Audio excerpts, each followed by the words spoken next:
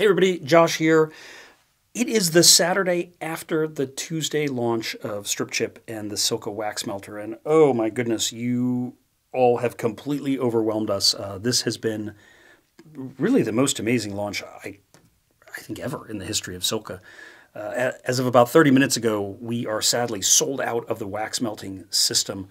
I thought I had 30 days of inventory on hand, and you guys cleaned me out in 4.5 days. So, one, I apologize. I am really sorry. We did not see this one coming. On the other hand, thank you all. It's pretty thrilling to see a product so well received. Yeah, it feels like we really hopefully hit the mark with this one from all the input, the questions, the comments that people are sending in. I still have StripChip in stock. If you want that, if you want one of these babies, come leave your name at the website, silca.cc. Go to the wax melter product page. You can be notified when they come back into inventory. That should be about 10 days from now. So I think it's the 25th today, about 10 days from now, back in stock. So please leave your name if you want one. What I was originally planning to do for this video, and we'll get into that now, is, we have just been inundated. I mean, over 600 comments and questions in the launch video. Probably another 200 to 300 between Facebook and Instagram, and of course, you all have been calling and emailing us through our SILCA, hotline and email address. So thank you for all those. And so the customer service team put together a list. I've got it right off camera here on my computer. Put a list together of kind of the top 10 or 11 most common questions that have come up, and so we will try to hit those here and now for you. So question one, do I need wax and StripChip? And the answer is absolutely yes. In the instructions, you'll read you need to have at least 300 grams of hot wax in the pot, and then you can add the one StripChip and chain. StripChip on its own is only about 12 grams of material. It's not enough. Technically you only need about 6 grams of wax per chain waxing, but it doesn't make a puddle at the bottom of the melter deep enough to fully submerge the chain. So you need more than this. But also, this is not everything, right? Right. So we don't want the percentage of StripChip in the wax to get too high.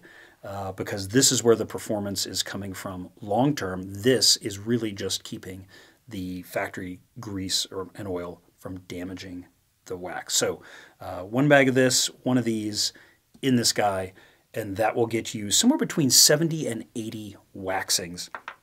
We are saying that we want to limit one StripChip bag, which is 6 chain strippings, right? So it's 6 of these individual chips in the bag. One of these per one of these. And so that's 6 chains can be stripped per 500 grams of wax, and that will just keep you from ever getting that percentage of StripChip too high in the mixture between the wax and the StripChip oleogelator itself. So these products, you buy this whole kit and you'll get 70 to 80 waxings and 6 chain strippings. Does it work for used chains? And the answer is no. In our study here, we bought the top, 1 or 2, 3 chains from all the big guys, Shimano, SRAM, Connex, KMC, YBN, and we took them to a lab, we melted the factory grease out, and then we looked at, what it was made from. They're all using a relatively similar base oil across the greases. And so with that, we were able to formulate an oleogelator that was pretty specific to that base oil. Think about, grease is just oil with a thickener and usually a corrosion additive or an anti-friction additive. And so it's the base oil that's the problem, right? You think, it doesn't matter if there's some extra corrosion additives in here or if you get some extra low friction modifiers in here. You got to take care of the oil, and this guy eats up that oil. I say he's kind of like a little Pac-Man. One of these is a little Pac-Man clearing the board of all the little white dots.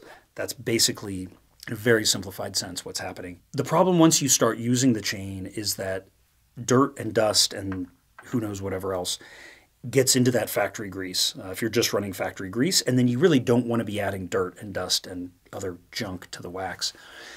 But the even bigger risk is if you are lubricating using another type of wet or dry lube.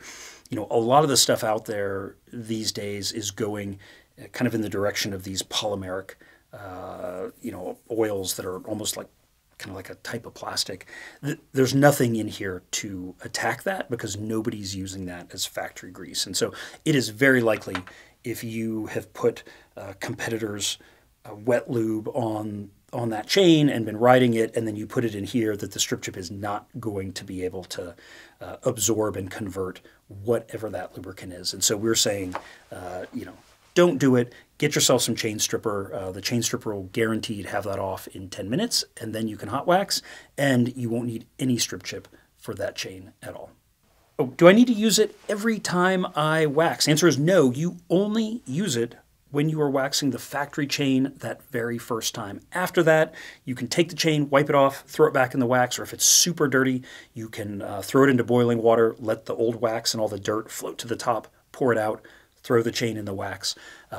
Strip chip, and then really re-wax. At the most, you need water. You will never again need another solvent for that wax chain during its entire lifetime. Pretty awesome.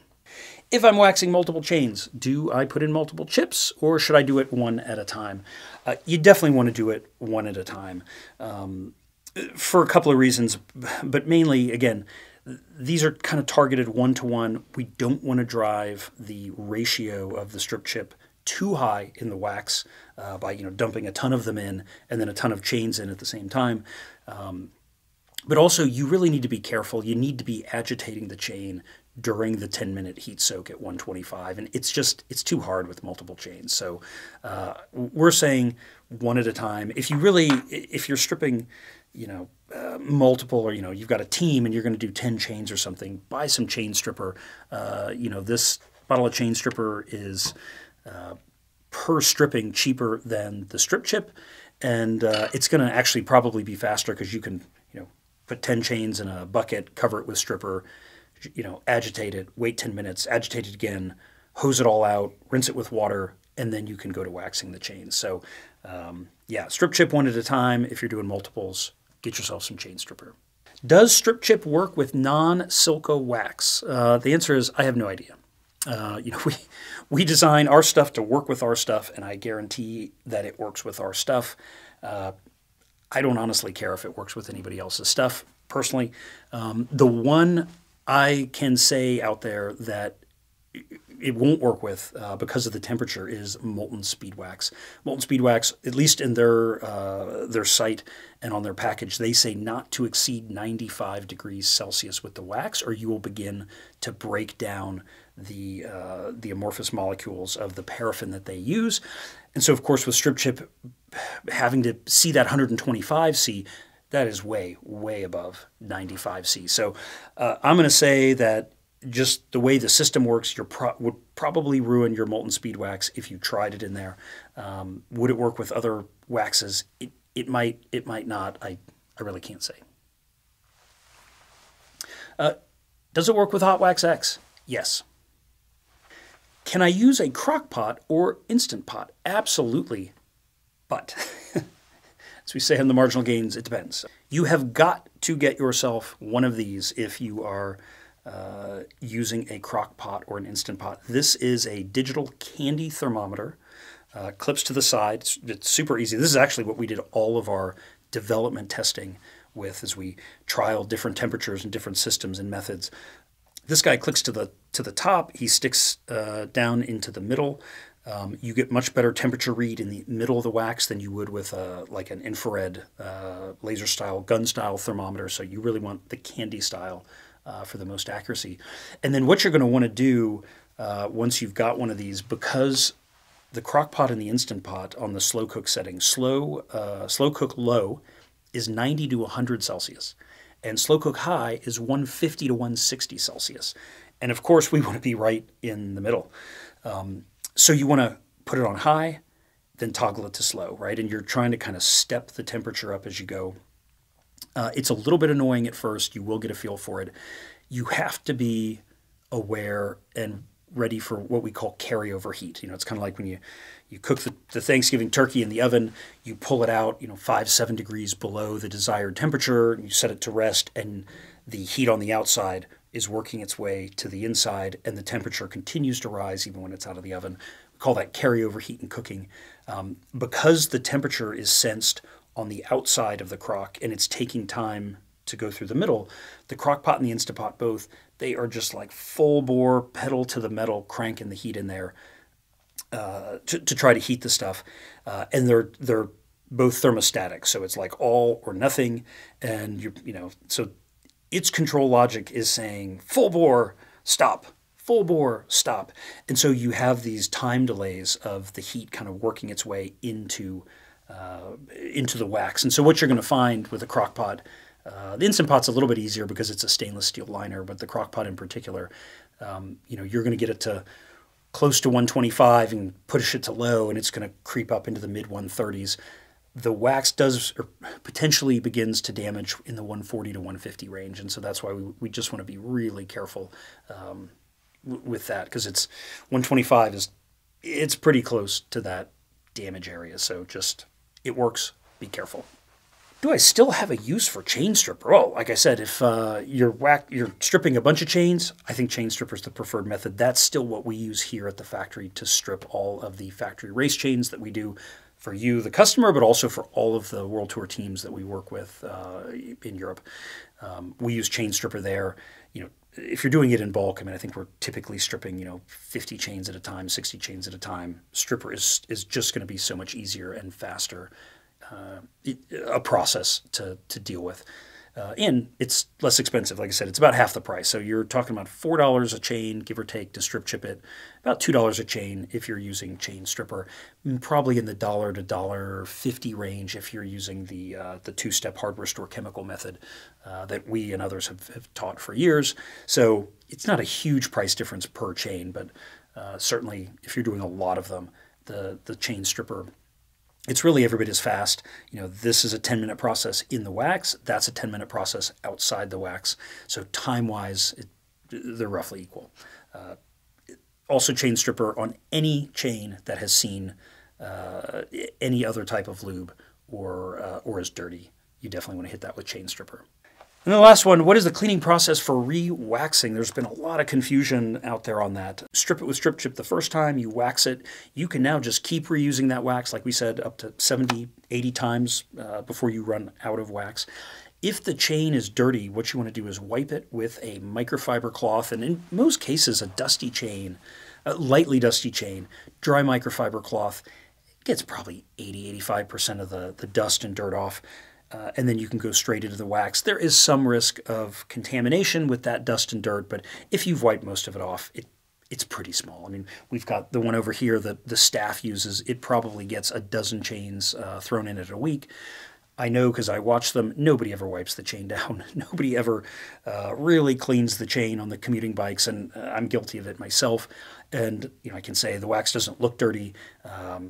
There's no, just from riding it, there's no performance difference that we've ever been able to tell, and I'm sure it's full of little dust and dirt particles.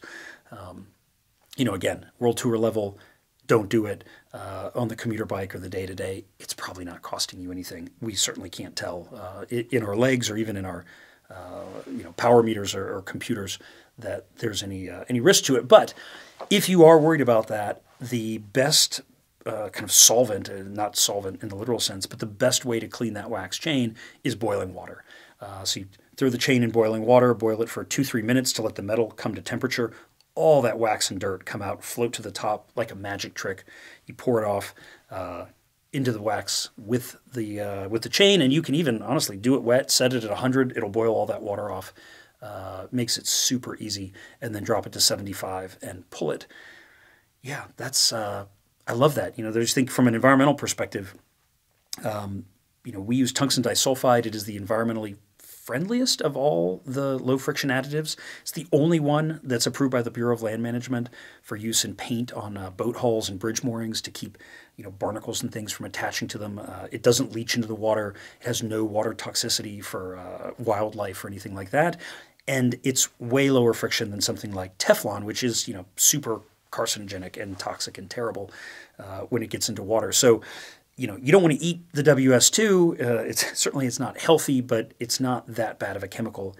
Every other chemical involved here, every type of wax, the oleogelator, everything, it's all food grade or safe for incidental food contact. And so really, I mean, StripChip in particular, you could eat it if it didn't have the tungsten disulfide in it. It's all food ingredient from the food industry.